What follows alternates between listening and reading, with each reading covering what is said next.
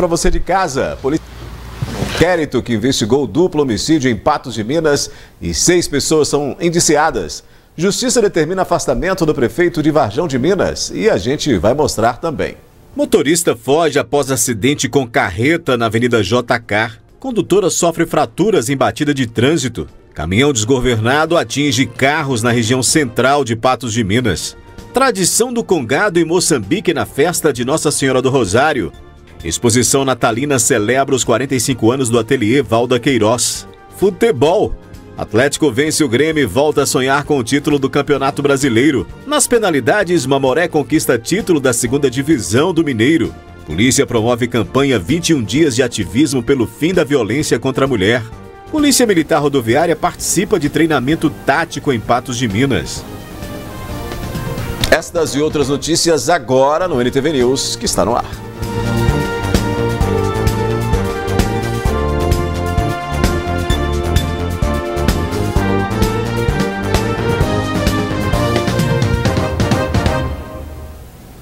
A Polícia Civil concluiu o inquérito dos assassinatos de uma criança de 4 anos e de um rapaz de 21, ocorridos no mês passado em Patos de Minas.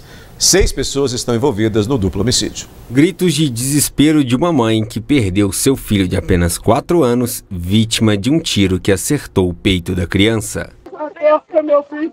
Acorda, meu filho! Acorda, Luan!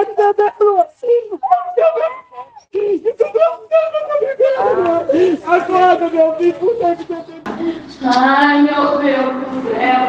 E me deixa, meu pai, que A Polícia Civil de Patos de Minas encerrou o inquérito deste crime que foi considerado um dos mais bárbaros já ocorridos na cidade. Esse maior de idade era o alvo principal, mas os indivíduos que efetuaram os disparos, eles fizeram, como se fala, o dane-se, né? Assumiram o risco de produzir o resultado acertando a criança. E por conta disso foram indiciados os 3 em homicídio com 3 qualificadoras, além do crime de corrupção de menor, o 244B, do Estatuto da Criança e Adolescente, e que a pena pode chegar a mais de 20 anos de cadeia. Um crime onde tudo foi planejado para que fosse tirado a vida de Marcelo, de 21 anos. Já existia uma rixa entre a vítima maior de idade e esses indivíduos todos. Esses indivíduos, provavelmente um dia antes da morte da vítima maior de idade, se juntaram na casa, na residência de um deles e bolaram a possibilidade de matar essa vítima maior, esperando um momento em que ele tivesse com maior facilidade para que os autores efetuassem essa ação criminosa. Então, no momento em que o Marcelo, a vítima, se encontrava na beira da rua fazendo a limpeza de sua motocicleta, esses indivíduos maiores de idade passaram de motocicleta também e também passaram alguns menores e buscaram saber como estava o Marcelo, a vítima maior de idade. E a partir desse momento eles avisaram os menores que efetuariam os disparos que eles estariam liberados para fazer esses disparos. Esses 2 menores então foram até o local e efetuaram os disparos. O terceiro menor ajudou, instigou, induziu e auxiliou os outros menores a que chegassem até a casa onde foi feita a segunda reunião e onde dali surtiu a situação dos disparos de arma de fogo. 3 homens de 21, 22 e 23 anos foram indiciados, eles que seriam os mentores dos delitos de homicídio. Também foram indiciados 3 indivíduos menores de idade, que também teriam participado do crime, sendo 2 deles os responsáveis pelos disparos de arma de fogo e o terceiro responsável por auxiliar na execução do crime. Os 3 maiores foram presos na Operação Romanos 12-21, foram presos por mandado de prisão preventiva expedido pelo juiz local. Agora, com a conclusão, nós concluímos por 3 qualificadoras, que seria o motivo torpe, que seria também o perigo comum, porque os disparos foram feitos a esmo, acertando quem quisesse, tinham várias pessoas ali naquela rua, e também a dificuldade de defesa da vítima, considerando que a vítima não se encontrava armada, não tinha conhecimento de que iria acontecer aqueles fatos e veio então a ser alvejada. Além disso, os maiores também foram indiciados pelo crime do artigo 244B do ECA, que é o crime de corrupção de menores, e a pena somada desses delitos pode chegar realmente a mais de 20 anos de cadeia. Um motorista fugiu após acidente com uma carreta ocorrido na Avenida JK neste domingo em Patos de Minas. Segundo informações, o motorista teria saído de um posto de combustíveis e em seguida tombou o veículo após não conseguir realizar uma curva na via. O bagaço de cana destinado ao uso como silagem de gado ficou espalhado pela pista. Após o acidente, o condutor fugiu. O proprietário da carreta compareceu ao local do acidente. A documentação da carreta estava em dia e o veículo foi liberado. O Corpo de Bombeiros também foi acionado para limpar o combustível que derramou na pista e evitar derrapagens. Durante diligências para localizar o motorista da carreta, o homem foi encontrado em sua casa no bairro Santo Antônio. Ele confessou que havia bebido 3 latas de cerveja antes do acidente. O homem não quis fazer o teste do bafômetro, mas foi preso por embriaguez ao volante e por abandonar o local do acidente. Além disso, na casa dele, dentro do quarto do filho de 15 anos, os militares encontraram um tablete e uma bucha de maconha e quase R$170. O adolescente confessou que vendeu um celular e comprou a droga para revender. Ainda na residência foram localizados 2 cigarros de maconha. Um homem de 21 anos que estava na casa confessou que os cigarros eram dele e também foi conduzido para a delegacia. E não parou por aí. Pacotes de dinheiro foram encontrados escondidos no forro da mala do motorista, totalizando R$2.108. O motorista disse que havia recebido o dinheiro como pagamento de um frete, mas o proprietário da transportadora informou que ainda não havia feito nenhum pagamento. Diante disso, o dinheiro também foi apreendido.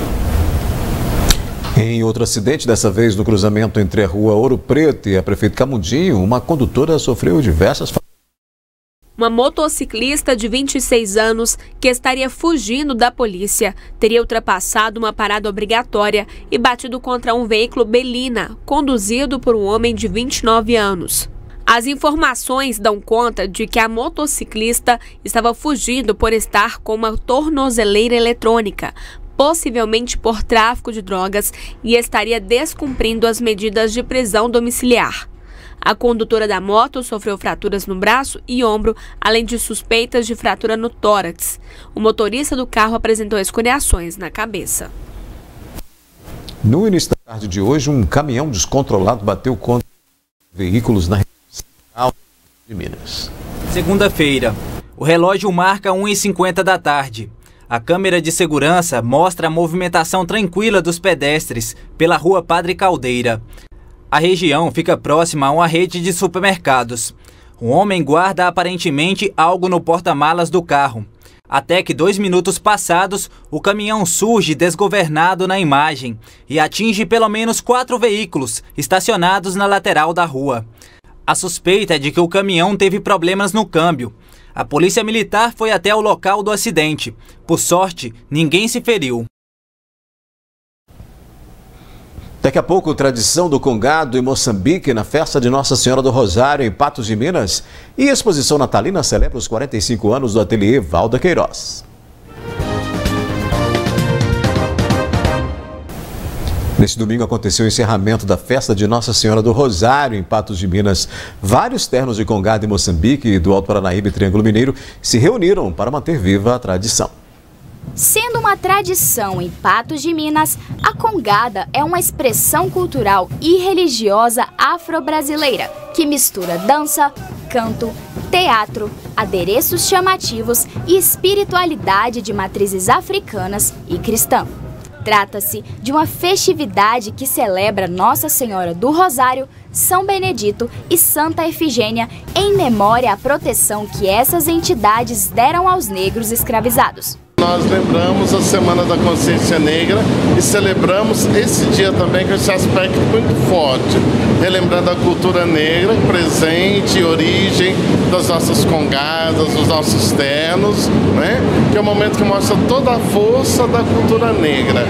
A cultura foi trazida pelos escravos africanos e usada pelos jesuítas no Brasil colonial. Toda a estética das apresentações faz parte do folclore brasileiro e da identidade cultural do nosso país. A gente leva o nosso legado, a gente leva a nossa cultura, que são de matriz africana, aonde a gente nasceu e cresceu conhecendo isso aqui, que é chamada cultura de Congado. Nosso Congo tem 100 anos de história, 100 anos de trajetória. Aqui a gente está composto por amigos, primos, irmãos e simpatizantes da nossa cultura. Por ser uma tradição antiga, o amor e a devoção dos praticantes vem sendo passada de geração para geração, em busca de manter viva a chama dos costumes afrodescendentes. Eu danço desde a idade de 5 anos de idade. Eu danço. Agora esses outros aí é neto, sobrinho, filho. Aí essa aí que foi que restou. Há 42 anos que eu sigo nessa tradição que vem de pai para filho. Meu pai, que é o dono mesmo do grupo, tem 97 anos e entregou para que os filhos continuassem essa tradição. A importância não só para mim, para todo que faz parte dessa congada. É um dia muito especial e a gente fica muito feliz desse convite, né? Que é a primeira vez que nós estamos marcando presença aqui. Para nós é uma honra muito grande estar aqui com vocês e fazendo parte dessa maravilhosa festa. É uma festa onde a gente junta muitas pessoas para unir para uma tradição só. Além de toda a carga cultural, a congada se transformou em uma grande arma na luta contra o racismo, que ainda se perpetua na sociedade. É um espírito de colaboração muito grande, colaboração para vencer o preconceito. E nós entramos também agora numa outra luta, que é a luta de construir uma cultura não racista, né? Que é muito importante também para nós. Olhar o racismo presente das nossas estruturas. Tem muita gente que é contra o racismo, mas não admite que o negro tem uma ascensão na sociedade, não admite caminhar com o negro ao seu lado, não admite que ele tenha o mesmo posto, o mesmo cargo que ele tenha, né? Então são coisas que nós precisamos de estar vencendo também a cada dia, conquistando o nosso lugar e a sociedade ajudando-nos também, mantendo-nos, né, nos lugares que vão sendo alcançados a cada instante.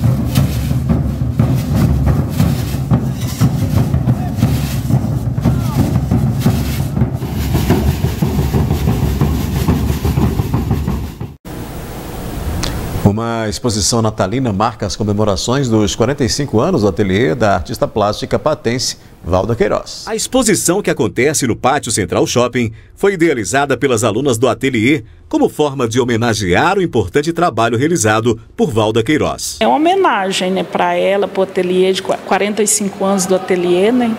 Como se tem algumas alunas que estão lá desde o princípio, mas não estão aqui agora. Eu sou mais novinha, tem uns 5 anos que eu comecei, mas, como se diz, eu acho que o sentimento de todos é o mesmo. Lá não é assim uma aula de arte, você não vai lá para fazer arte. A gente começa e fica, ninguém sai, porque vira uma terapia, vira todo mundo amiga, como se diz, a gente tem muito apego com ela, né? Muita admiração pelo trabalho dela, aprendendo sempre. Então, para nós é mais do que só uma aula de arte. Essa ideia surgiu no primeiro semestre deste ano. Nós no ateliê conversando, pensei, Valda, esse ano 45 anos, precisamos celebrar. E daí fomos fomentando a ideia e de repente falamos, por que não comemorar, celebrar esses 45 anos de ateliê Valda Queiroz com exposição alusiva ao Natal? Está aqui. É muito válido, né? Porque eu acho que todo ano, né, nessa época, é Natal. Eu acho que todo mundo para poder refletir como que foi o ano, né? O que é que a gente pode fazer para que no próximo ano a gente seja uma pessoa melhor, para que a gente possa produzir mais, alcançar os sonhos que a gente não alcançou esse ano. Eu acho que esse tempo é um tempo de reflexão. A homenageada, cercada das alunas e do esposo, recebe o carinho e a admiração em meio à exposição com peças criadas por quem aprendeu e continua aperfeiçoando o talento com a mestre. Gratificante demais ouvir as palavras que eu ouvi aqui agora, que elas me têm assim com muito carinho, até como mãe, amiga, irmã, a gente é tudo. Então receber essa homenagem da turma toda foi muito bom, é muito gratificante. Após mais de 4 décadas dedicadas à arte, as alunas se emocionam ao definir o que a artista plástica significa para cada uma delas. A Valda é mãe, é amiga, é artista, é mestra, A Valda é amor. Falar de Valda Queiroz é difícil, né? Valda Queiroz é minha mestra, sou apaixonada pelo trabalho dela como artista, não só como artista, mas como pessoa, que ela é um ser humano muito grande, muito grandiosa. Eu, assim, tenho a Valda como minha segunda mãe, é um aconchego. Para mim, ir ali no ateliê, toda quinta-feira de manhã, encontrar com a Valda, ela é uma terapia, é um momento muito gostoso, a gente não falta de aula, só se não tiver jeito mesmo. Valda é nossa inspiração, como se diz, nossa mãe das artes. Acho que todo mundo se sente um pouquinho filha dela nessa parte. A ideia partiu delas também, né, de fazer um tema natalino, porque eu deixo muita vontade. Eu acho assim, eu não posso ficar impondo, nós vamos fazer isso. Eu já sugeri para o ano que vem já um tema, mas se elas não quiserem, eu não faço. Então o tema natalino, como a gente estava mais próximo do Natal, aí todo mundo concordou e todo mundo teve boa vontade de fazer um trabalho diferente, com técnicas diferentes, técnicas que eu nunca tinha ensinado na turma, algumas nunca tinha visto, então tem trabalhos bem, assim, simples, porque ainda falta muito aperfeiçoamento. Então tudo aqui que está aqui, tem gente que já tem mais de 40 anos que está comigo, que são os trabalhos mais aperfeiçoados. E eu achei que saíram muito bem. Fiquei feliz de ver o trabalho que elas conseguiram fazer. As obras das alunas e também de Valda Queiroz estão expostas no espaço cedido ao Unarte, no Pátio Central. Convidar todo mundo para estar vindo, admirando, como se diz, as obras de todo mundo. Tem muita gente aqui que fizeram obras diferentes, que é acostumado mais só no óleo sobre tela e aventurou fazer giz pastel, aventurou fazer aquarela, tudo para homenagear ela. Vale a pena dar uma visitada, né? Afinal de contas, a arte é sempre bem-vinda, né? Em instantes, a gente fala de futebol. O Atlético venceu o Grêmio e volta a sonhar com o título do Campeonato Brasileiro. A gente mostra os melhores momentos da partida entre Mamoré e Valério Doce e também a festa do Sapo com o tricampeonato. E a final da segunda divisão do Mineiro teve emoção até o fim. O Mamoré bateu o Valério Doce nas penalidades após perder a invencibilidade no tempo normal. A partida foi transmitida ao vivo pela NTV em parceria com a Rede Minas. O Esporte Clube Mamoré, campeão! Em mais uma disputa de pênaltis, Mamoré campeão da segunda divisão do Campeonato Mineiro. Os times entraram bastante ligados na decisão deste domingo e o primeiro tempo foi equilibrado. Mas a primeira chance de perigo foi com o Mamoré. Gabriel Neto, aproveitando a falha de defesa adversária, chutou o cruzado e perdeu uma grande chance. Logo em seguida, em cobrança de falta, o Valério Doce assustou com um chute que desviou na barreira e acabou saindo a escanteio. Mas aos 34 minutos do primeiro tempo, o time de Itabira mostrou que estava vivo na final e abriu o placar. Após cruzamento, Kleberson cabeceou, Felipe Viotti defendeu e Michael balançou as redes. O Sapo tentou reagir, mas não conseguiu igualar o marcador. Fim de primeiro tempo, Valério Doce na frente, 1-0.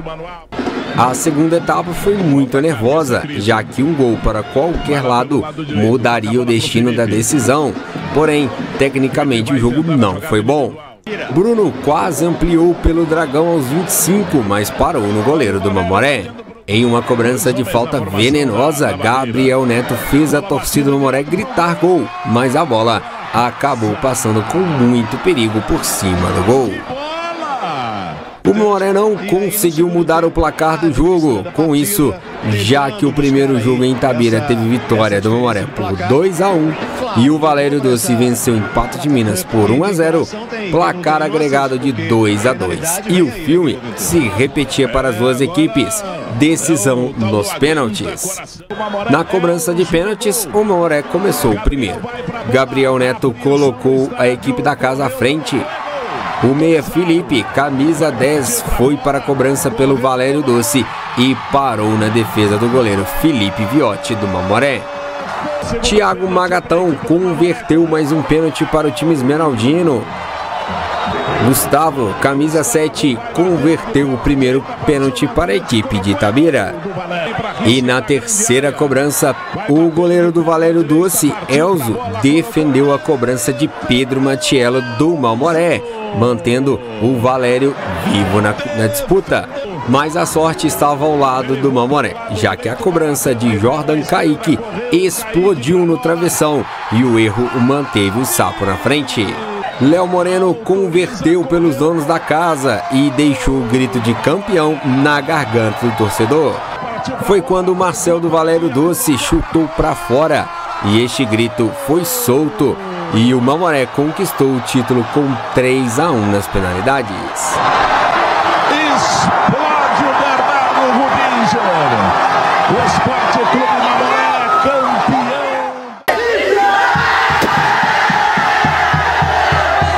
Uma mistura de sentimento em meio às comemorações do título.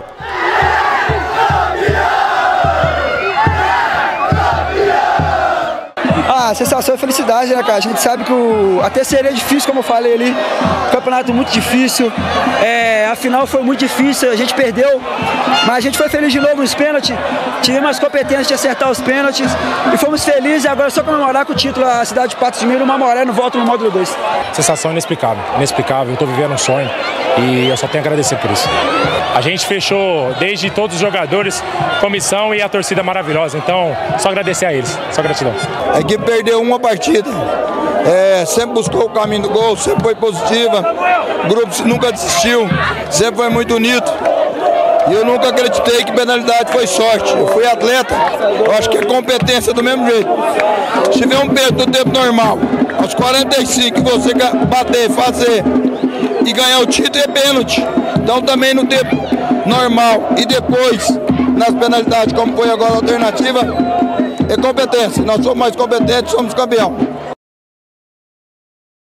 Pois é, depois de 4 anos, o Malmoré volta ao módulo 2 do estadual e pela terceira vez conquista o título de campeão da segunda divisão. O primeiro título de campeão da segunda divisão do Campeonato Mineiro foi em 1990, quando o Malmoré disputou o primeiro campeonato profissional filiado à Federação Mineira de Futebol. O segundo título foi em 2019 e o terceiro na noite deste domingo, no Bernardo Rubinger de Queiroz. E o título veio com nervosismo e ansiedade. Pela terceira vez neste campeonato, a disputa foi para os pênaltis. Antes da cobrança, jogadores que estavam exaustos com o terceiro jogo na semana receberam cuidados da equipe para caprichar nas cobranças. De joelhos e abraçados no gramado, fé e pedidos de proteção.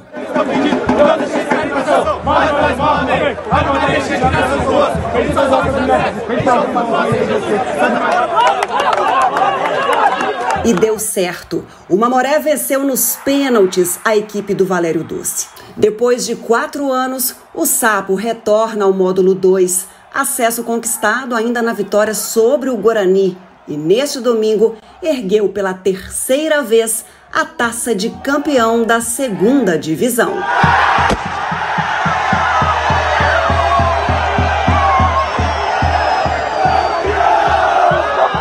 Com o título, em 2024, depois de 9 anos, terá clássico em Patos de Minas.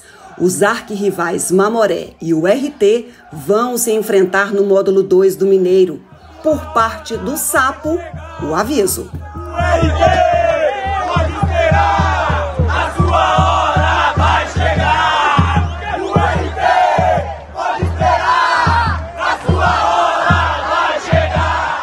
Nas arquibancadas, os torcedores repetiram.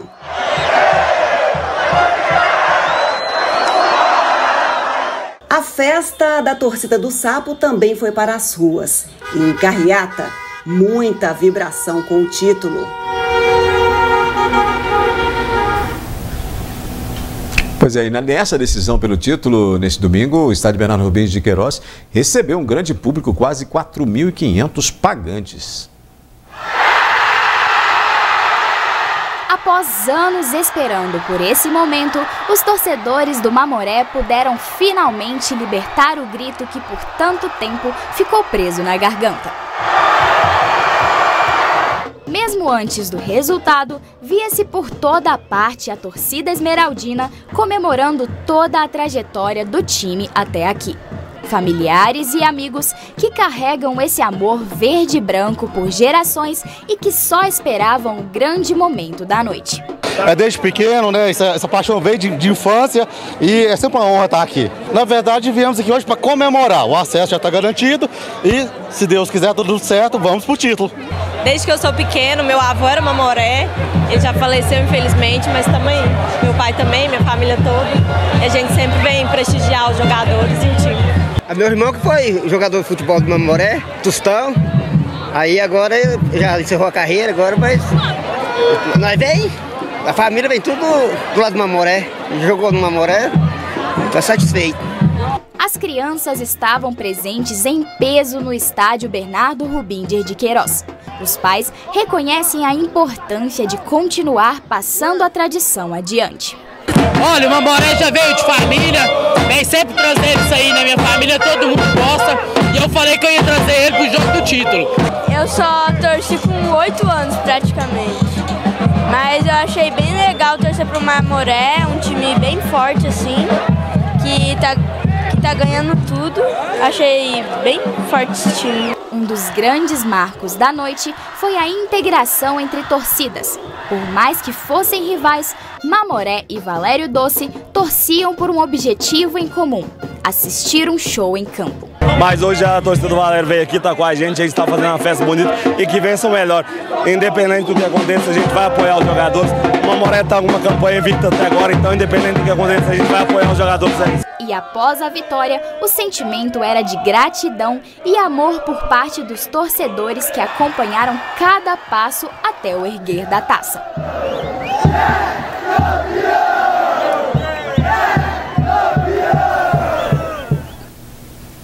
Festa bonita, né?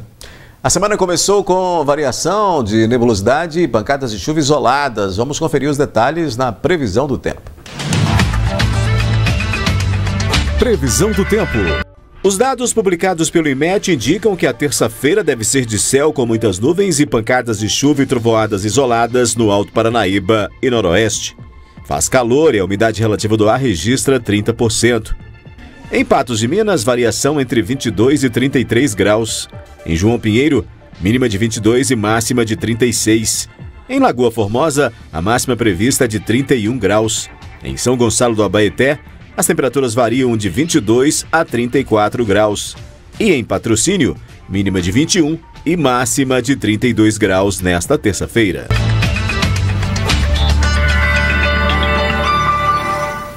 A seguir, especialistas alertam para os riscos e cuidados diante do aumento nos casos da síndrome respiratória aguda grave.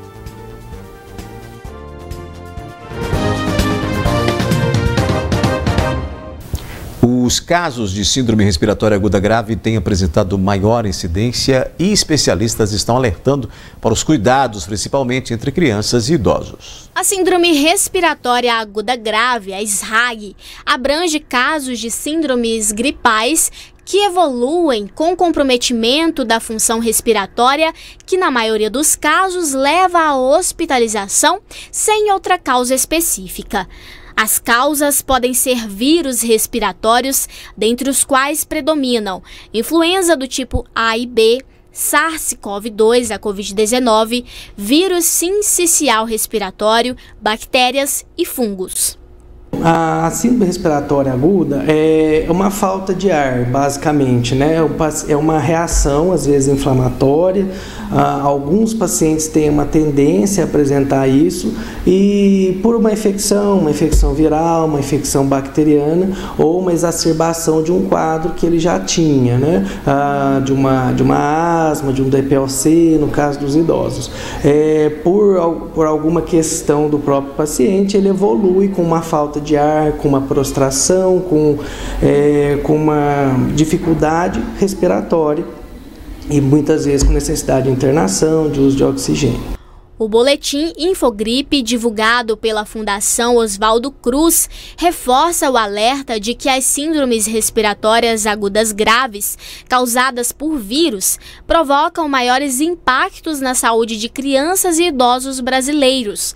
Enquanto a incidência de SRAG apresenta impacto mais elevado nas crianças de até 2 anos de idade, em termos de mortalidade, ocorre o inverso, com a população a partir de 65 anos sendo a mais impactada. As síndromes respiratórias agudas graves têm 3 principais agentes virais nesse momento, né? Então a gente tem o SARS-CoV-2, que causa a doença Covid-19, a gente tem o influenza A e B, né, que causam a gripe, e a gente tem o VSR, que é o vírus sincicial respiratório. Então a gente tem uma circulação deles ao longo do ano inteiro, porém nesse período agora a gente tende a aumentar principalmente os casos de vírus sincicial respiratório, que aumenta, né, o surto dele acontece geralmente nos períodos chuvosos nos países tropicais, né? Então a gente chegou nesse período chuvoso agora, né? O que acontece também é que esse vírus ele causa mais problemas em crianças e em idosos. Então a gente vê o número de casos de síndrome respiratória aguda grave aumentando para essas faixas etárias, né? Então a gente tem 3 agentes, né? A gente tem a Covid-19, que a gente teve um aumento do número de casos agora, mas por muita gente estar vacinada, a gente não tem tanto problema. Já no caso do VSR, a gente não tem vacina ainda. Então a melhor forma é a prevenção mesmo, né? Tomar cuidado ao observar sintomas respiratórios, usar máscara quando tiver algum sintoma respiratório, principalmente nessa época em que a gente tem chuva e calor e a gente tende a ficar em ambientes mais fechados. É mais prevalente nos idosos e nas crianças, principalmente nos menores de 5 anos, né?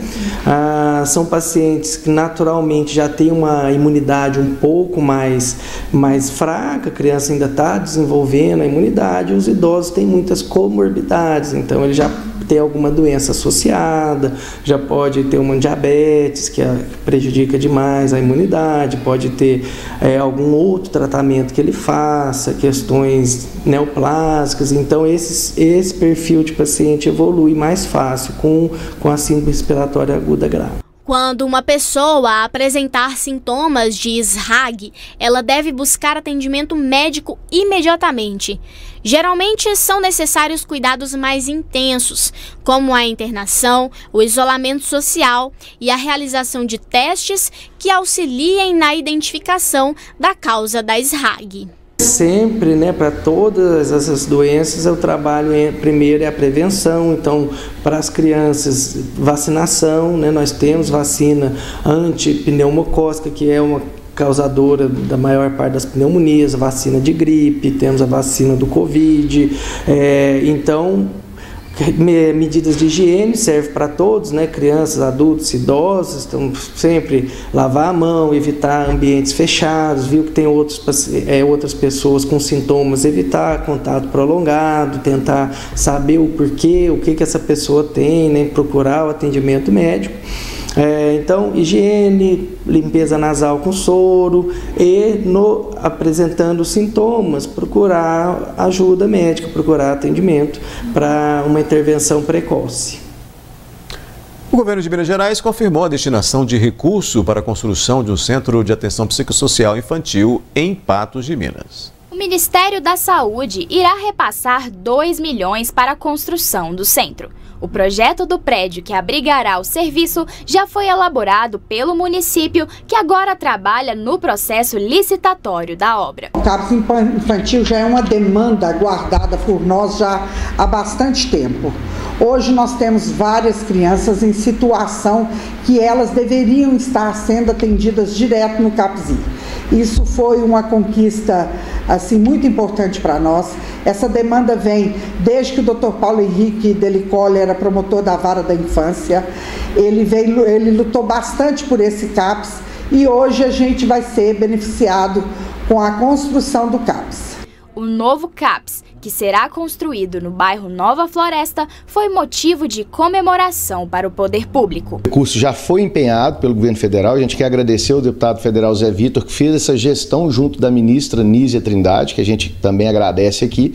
O projeto já está pronto e a licitação deverá ser feita nos próximos meses. Então a gente está tratando aqui de uma questão garantida. Licitação, a gente imagina que nos próximos meses, né, dentro desse primeiro semestre do ano que vem tudo concluído, já o início das obras. obras. Agora, a duração da obra depende muito do tipo de contrato que vai ser firmado, a gente divulga oportunamente, mas é uma melhoria já garantida para o nosso município. Por mais que as coisas já estejam se encaminhando, ainda não existe uma data prevista para a inauguração.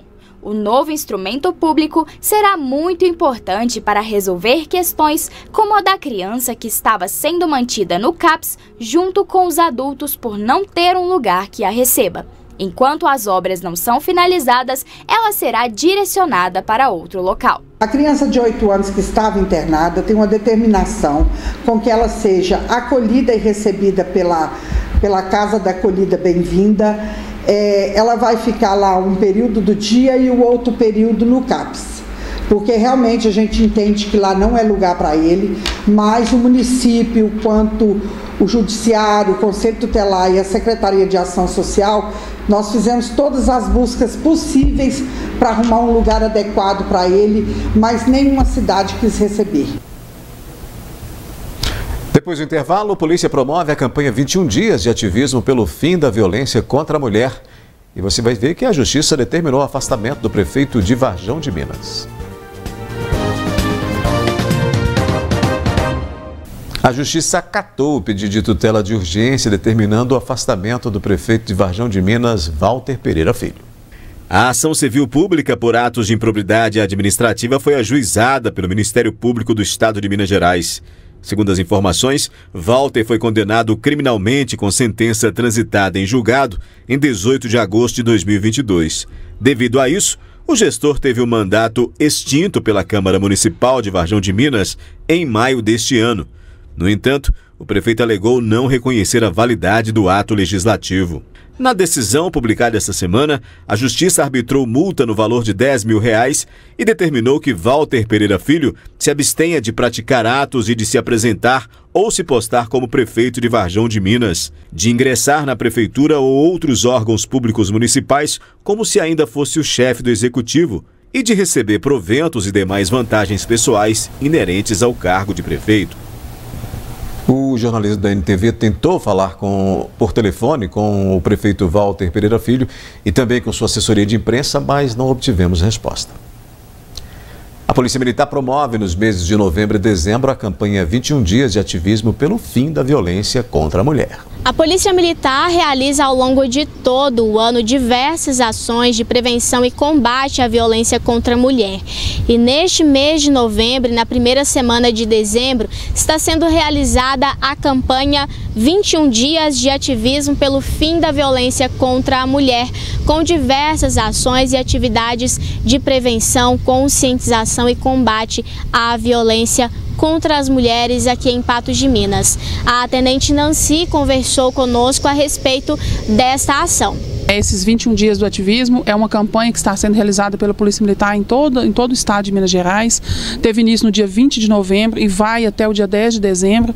É uma campanha através da qual estão sendo realizadas palestras presenciais e virtuais pela nossa equipe de PPVD, que é a equipe de prevenção à violência doméstica, distribuição de dicas PMs, contato com as vítimas, A nossa equipe ela já tem um filtro das pessoas que já passaram por algum episódio de violência.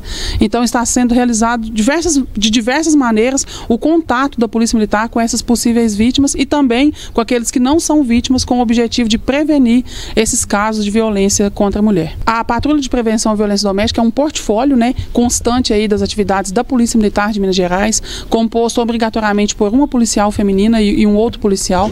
Eles fazem esse filtro dos casos que são registrados de violência contra a mulher e vão até essa vítima. O objetivo é mostrar para ela que ela possui uma lei, que é a Lei Maria da Penha 11.340, promulgada em 2006, que dá suporte a essa vítima caso ela queira se desvencilhar desse ciclo de violência. Então a nossa equipe ela faz esse trabalho de filtro, é um trabalho fantástico que leva a segurança até a vítima. É uma forma de fortalecer e encorajar essas mulheres, para que esse ciclo seja desvencilhado, essa violência doméstica seja combatida e que ela não volte a acontecer, sobretudo porque nós temos casos em que, desconhecendo os direitos que a mulher tem, ela se submete à violência e esses episódios tendem a se agravar. Então o nosso objetivo é prevenir a violência contra a mulher. Então é isso, a gente reforça também a importância da denúncia, seja você vítima de violência ou testemunhe essa situação, pelos canais 181, 190, Delegacia Virtual e Delegacia da Mulher. Paula Mota para o jornalismo da NTV. O Grupo Tático Rodoviário de BH ministra esta semana em Patos de Minas um curso de capacitação para os militares da 10ª região.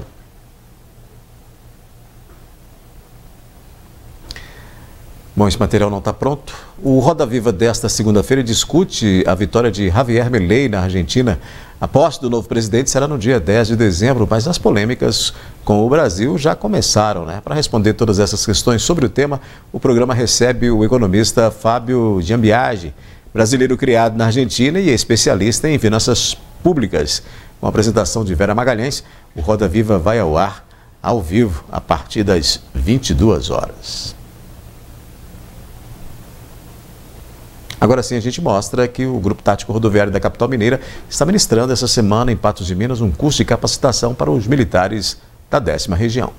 3 militares de Belo Horizonte foram responsáveis por ministrar o curso, trazendo a sua vasta experiência em vias com alto fluxo de veículos. Nós, o Grupo Tático Rodoviário da Polícia Militar Rodoviária, estamos ministrando, durante o ano de 2023 inteiro, nas companhias que estão espalhadas no estado todo de Minas Gerais, instruções voltadas basicamente para abordagem a veículo.